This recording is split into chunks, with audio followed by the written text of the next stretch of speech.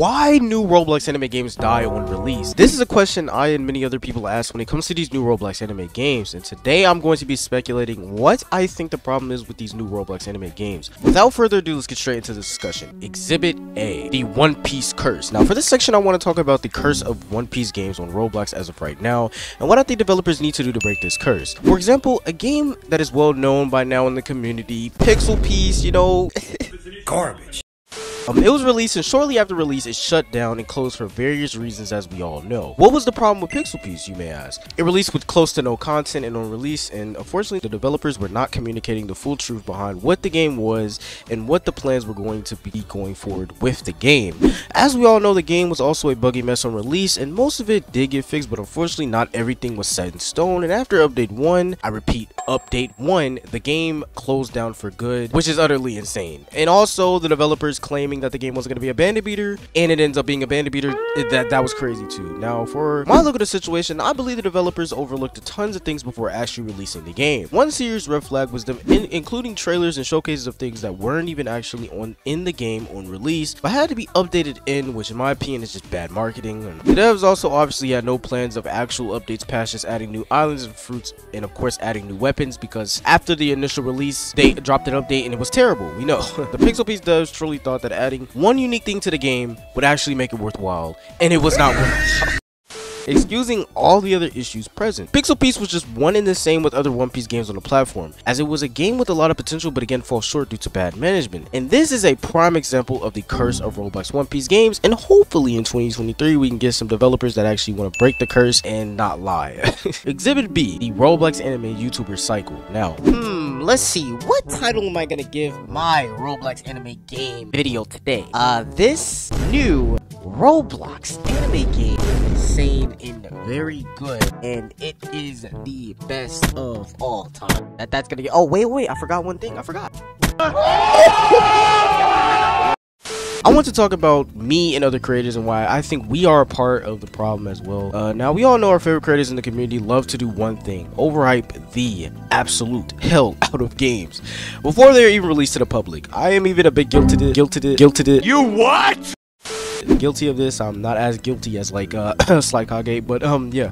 Why is this a problem, you may ask? Well, these games come out with the expectation of being the best Roblox anime game of all time, and this is a serious issue for the devs, and it actually puts a lot of games 6 feet under before they even are released. Again, Pixel Piece had this problem and many other Roblox anime games as well that were released because the public already had the intention of the game being good, because they watched another YouTuber talk up the game and say it's the best thing of all time, and in reality it's just the same old.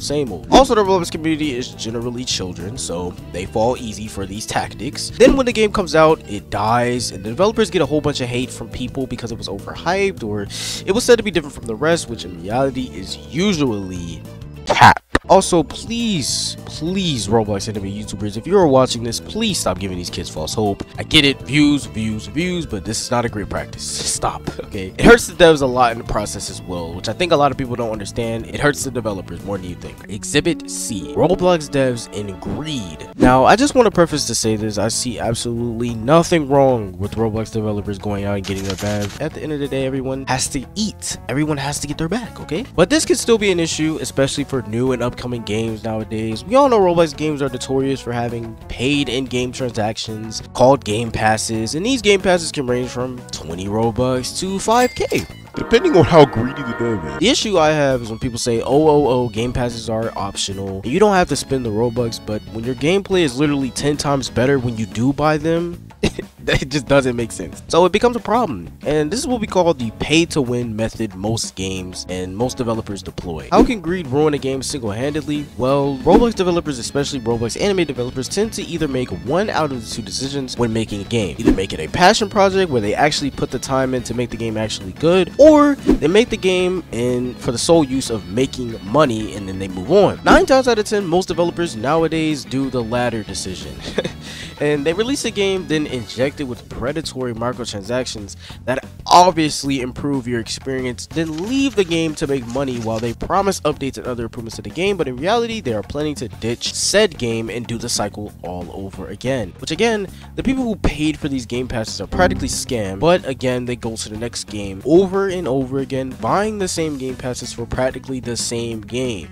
Like, it's insane. The endless greed cycle, I like to call it. And that leads me on to Exhibit D. I want to call this section of the video unprepared and inexperienced devs and development cycles. Most of the time when a new Roblox game comes out, it is processed through what I like to call the honeymoon phase. This phase is a time where most Roblox players hop on a new game, and for the first week or so they enjoy the hell out of it. And everyone's happy because the devs are happy because they're getting rich and making money, and you're happy because you have a new game to play. But this phase usually ends eventually, and I like to call this phase the post-clarity phase, where you start to realize that said game is in reality not what it was meant to be, and you wait patiently for an update to arrive. Now, Roblox devs tend to do one out of the three things in this phase of development: bring out mini updates every few days to weeks where they add maybe 1 or 2 new features to the game, kinda like how Shin No Life or a One Piece game updates their games in a very quick fashion. Or 2, they go to the GPO route or the YBA route, where they give you a huge update every like few months, and they have little small events in between, or they go to drop a game and ditch it. What more do you want from me? Which a lot of developers love going. It's insane. They love doing that. If the dev decides to go the first route, they will eventually be overwhelmed with updating the game constantly, and eventually the game will be bloated to all hell, with most content being mediocre and just simply not quality, which leads to the game dying. If the dev decides to go to the second route, they don't have to worry about having to update the game constantly, but in order for the second option to work, the game has to initially have a lot of content to begin with, which most Roblox games don't have nowadays. And surprisingly, people don't expect games to have content on release, which is insane. And again, you know what happens when it doesn't have content on release? It dies. But the third option, basically they lose nothing for ditching the game, because they gain the money and then they can move on to the next project and do the exact same thing and rinse and repeat. Have you ever wondered why games like YBA, GPO, Bloxfruits always stay on top and other games die? Well, it's because of Exhibit E, the release advantage. Now, the release advantage is what games like YBA, GPO, Shindo, and Bloxfruits all have over the competition: years of content updates and so forth. So every year it becomes harder for devs to top this competition, because it seems as if the next game has to one up the last. Most of the time people just end up sticking to the older games because they have more content and they don't have to wait for updates.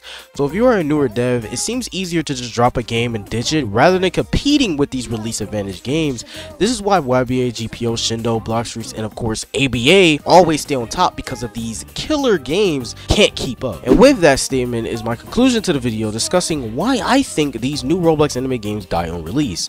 Now, if you enjoyed this video and you want to see more discussion videos like this one, please leave a like and consider subscribing to the channel, and I'll see you guys in the next video. Peace. And I'm not going to leave for 2 weeks again.